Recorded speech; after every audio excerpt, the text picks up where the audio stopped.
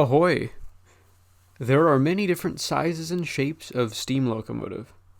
A lot of personality comes from the different shapes they have. Some are quite stout and bulky, others are very graceful and lean. There's a lot more shape variation in trains than, say, in automobiles. Oftentimes, the proportions of a steam locomotive are determined by the arrangement of the wheels underneath, to carry things like the boiler and so on. A personal favorite wheel configuration has always been the 4-4-2 Atlantic type. That is to say, 4 leading wheels, 4 driving wheels, and 2 trailing wheels under the firebox. Different wheel arrangements are suited to different jobs, and in the case of the 4-4-2, they are best suited to lightweight, high-speed service. The 4 leading wheels help to steady the engine in turns. The 4 driving wheels can be made very large for high-speed performance, and the 2 trailing wheels help to carry a very large and free steaming firebox. 4-4-2 types came along at the turn of the century and were the upper echelon of steam express power for about 10 years, when all of a sudden they introduced steel passenger cars to replace the wooden ones, and the steel ones were too heavy. The 4-4-2s couldn't pull as many cars, which led to larger locomotives coming along, which had 6 or 8 driving wheels. In any event, I really like the 4-4-2 type, because of my interest in turn-of-the-century trains. But I also relate to them on a personal level. They're very elegant and stately, but can't pull very much like myself. One of the last 4-4-2 designs was by the Pennsylvania Railroad. It was their E6s, and I was recently able to find a model of one after searching on and off for almost 10 years. This particular model is another very early HO scale model. This one is a 1947 product of Penn Line, and was made while the real engines were still in use on local passenger trains. Being a very early HO model, just like the 1938 Mantua I showed recently, this engine is almost entirely metal. As a result, it weighs an absolute ton, which should help the tall driving wheels to grip the rails. Penn Line offered this engine as a kit, as well as including it in a few train sets. When the engine arrived, the mechanism was very stiff, and the motor wouldn't turn over.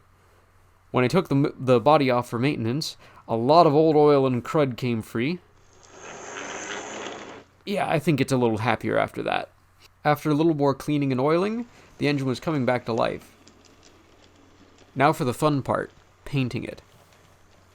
Unlike the last engine I showed, which was done almost entirely via brush, for this engine I used a set of decals made by K4 Decals of Dayton, Ohio. I wanted to present the engine in the colors it would have been in when the real locomotive was new in 1914. So stripes galore, copper red cab roof, and a nice overall varnished finish. These decals were all water slide transfers, and they took a little while to do, but I think they came out pretty well. They're not perfect and they're not totally straight, but I think they're better than how they looked before. On the engineer's side of the locomotive, so starboard for you marine folks, the running board on the locomotive was missing, so I used the remaining one on the other side as a template and made a new one out of cardstock. This locomotive isn't totally finished. I still need to source a number plate, as well as some other fine detail parts such as the Westinghouse pump, a dynamo, or perhaps a box headlight.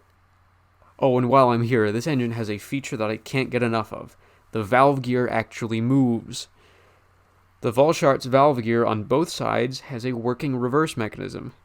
This is a feature that would cost nothing for the modern HO companies to add, but it gives me great joy. Here's the E6 in action again, alongside its friend, another 442, this one being an E1 Camelback. Fun fact, the Pennsylvania Railroad had exactly one Camelback locomotive. The E6 is hauling a fast mail, while the Camelback is hauling a dining car special.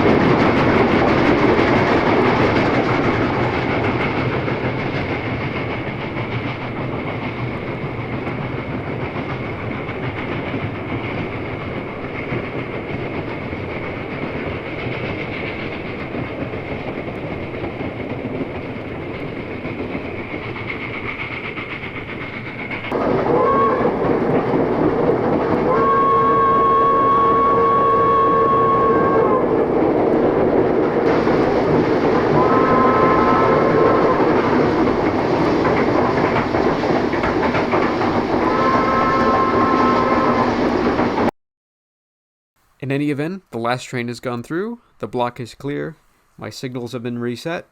Have a nice day.